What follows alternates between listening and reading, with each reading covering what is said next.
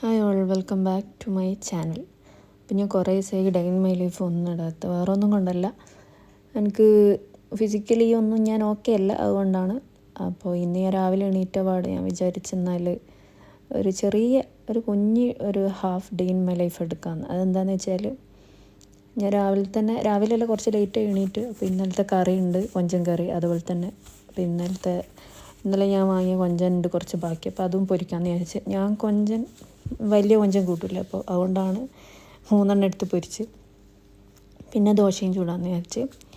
പിന്നെ എന്താണെന്ന് വെച്ചാൽ ഇന്ന് എനിക്ക് കുറച്ച് കഴിഞ്ഞിട്ടൊന്ന് ഹോസ്പിറ്റലിൽ പോകാനുണ്ട്. ഞാൻ മുന്നേ ഒരു ഷോർട്ട് ഇട്ടില്ല എനിക്ക് ഹോസ്പിറ്റലിൽ പോകുന്നത്, അപ്പോൾ അതിൻ്റെ കണ്ടിന്യൂറ്റി. അങ്ങനെ ഞാനിതാ ഹോസ്പിറ്റലിലേക്ക് പോവാണ്, വേറെ ഒന്നുമില്ല. എനിക്ക് ബ്ലഡ് ടെസ്റ്റ് ചെയ്യാനുണ്ട്, അങ്ങനെ അതിന് വേണ്ടിയിട്ട് ഞാൻ പോവാണ്. ഞാൻ നാട്ടിൽ നിന്ന് ചെയ്യുന്നതിൻ്റെ 2 ഇരട്ടി ഇവിടുത്തെ പൈസ. അത് അങ്ങനെ തന്നെയാണ്. പിന്നെ ഇൻഷുറൻസ് കവറാവുന്നതിനെ കൊണ്ട് പ്രശ്നമില്ല, പക്ഷേ ഇവിടെ അല്ലാണ്ട് നമുക്ക് ഹോസ്പിറ്റലിൽ കാണിക്കാൻ ഭയങ്കര എക്സ്പെൻസാണ്. അപ്പോൾ അങ്ങനെ ഇതിപ്പോൾ നമുക്ക് വേറൊരു വഴിയില്ല. നമ്മളിപ്പോൾ ചെയ്യണമെന്ന് നമ്മൾ ചെയ്ത് നോക്കണ്ടേ. അങ്ങനെ പിന്നെ ഒരു ദിവസം വന്നിട്ട് ബ്ലഡ് ടെസ്റ്റ് എടുക്കാൻ വേണ്ടി പറഞ്ഞു.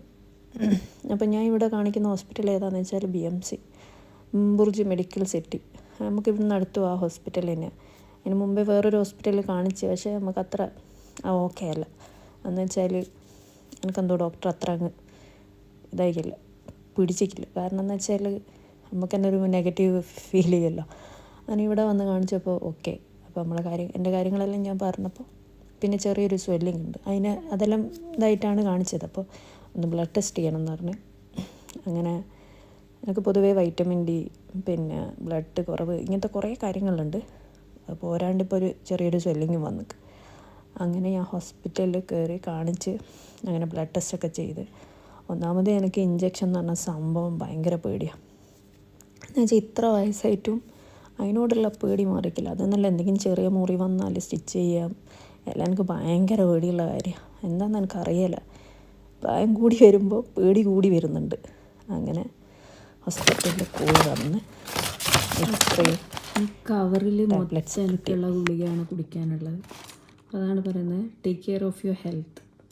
ഇല്ലെങ്കിൽ ഇതുപോലെ ഇത്രയും ഗുളിക കഴിക്കേണ്ടി വരും. പിന്നെ ഞാൻ പറഞ്ഞില്ലേ, ഞാൻ ഹോസ്പിറ്റലിൽ പോയി കുറേ ദിവസമായിട്ട് എന്നൊക്കെ. അപ്പോൾ നമ്മൾ ഗേൾസ് മെയിനായിട്ട് എന്ന് വെച്ചാൽ ഇപ്പോൾ കല്യാണമൊക്കെ കഴിഞ്ഞാൽ നമ്മളെന്തായാലും നമ്മളെ ശരീരം ഒന്ന് ശ്രദ്ധിക്കൽ കുറവായിരിക്കും. കാരണം ചിലപ്പോൾ മുടി കൊഴിയുന്നുണ്ടാകും, ചിലപ്പോൾ ഭയങ്കര ക്ഷീണം ഉണ്ടാകും, തലവേദന ഉണ്ടാകും, പ്രശ്നങ്ങളുണ്ടാകും. നമ്മളങ്ങനെ ശ്രദ്ധിക്കില്ല. പക്ഷേങ്കിൽ ഇങ്ങനത്തെ കാര്യങ്ങൾ വന്നാൽ പെട്ടെന്ന് തന്നെ നമ്മൾ ഡോക്ടറെ കാണിക്കുക. കാരണം എന്ന് വെച്ചാൽ ഇത് ചിലപ്പോൾ നമുക്ക് എന്തെങ്കിലും വൈറ്റമിൻ Dയോ എന്തെങ്കിലും ബ്ലഡിൻ്റെ കുറവോ ഇതെല്ലാം കൊണ്ട് വരുന്നതായിരിക്കും ശരീരത്തിൽ. അപ്പോൾ അത് നമ്മളെ ബോഡി തരുന്ന സിംറ്റംസാണ് ഈ കാണുന്ന കാര്യങ്ങളൊക്കെ. ചിലപ്പോൾ തലവേദന ആയിരിക്കും, ചിലപ്പോൾ ഭയങ്കര ക്ഷീണമായിരിക്കും. അപ്പോൾ നമ്മൾ ആൾക്കാരോട് പറയുമ്പോൾ എന്താ പറയുക, അതുകൊണ്ടൊന്നുമല്ല എന്ന് പറയും. പക്ഷേ അതൊന്നുമല്ല, ഇങ്ങനെയുള്ള കാരണങ്ങൾ കൊണ്ട് നമുക്ക് വരാം. അപ്പോൾ നമ്മളെന്തെങ്കിലും നമ്മളെ ബോഡി ടേക്ക് കെയർ ചെയ്യുക. അത് വേറെ ആരും ടേക്ക് കെയർ ചെയ്യില്ല, നമ്മൾ തന്നെ നമ്മളെ ബോഡി സംരക്ഷിക്കുക. അപ്പോൾ എന്താണോ നമുക്ക് കുറവ് കൂടുതൽ ഉള്ളതെന്ന് വെച്ചാൽ ഡോക്ടറെ കണ്ടിട്ട് അതിനനുസരിച്ചിട്ടുള്ള ടാബ്ലറ്റ്സ് എടുക്കുക. അത് ഡോക്ടറെ പ്രിസ്ക്രിപ്ഷൻ ഉണ്ടെങ്കിൽ മാത്രം എടുക്കുക. അല്ലാണ്ട് നമ്മൾ ഡോക്ടറായിട്ട് ChatGPT, ഗൂഗിളൊന്നും സെർച്ച് ചെയ്ത് പോയിട്ട് ചെയ്യരുത്. കാരണം അത് ചെയ്താൽ അതിനുള്ള ആഫ്റ്റർ എഫക്റ്റ് വേറെ ഉണ്ടോ, അതുകൊണ്ട് കൺസൾട്ട് ചെയ്തിട്ട് മാത്രം നമ്മൾ ഗുളികയും കാര്യങ്ങളെല്ലാം കഴിക്കുക. ഓക്കെ, ബാങ്ക് കൊടുക്കുക.